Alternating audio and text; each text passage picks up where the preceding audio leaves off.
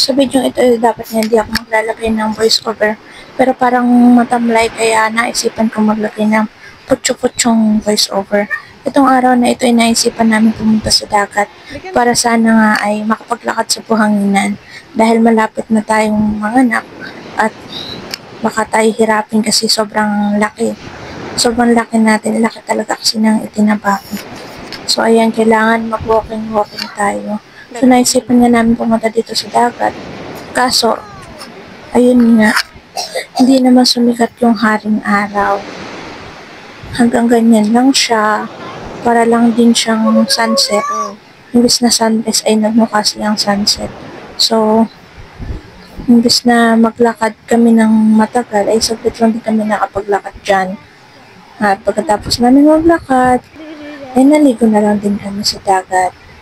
Ngayon makikita niyo ang buntis na yan. Parang wala pa sa 30 minutes yung ginawa namin paglalakad. Saglit na saglit lang din talaga kami naglakad dyan. Kasi nga, ang kailangan ko sana ay yung mainit na buhangin. Para sana mawala yung pamamaga ng aking paa kasi medyo minamagas na.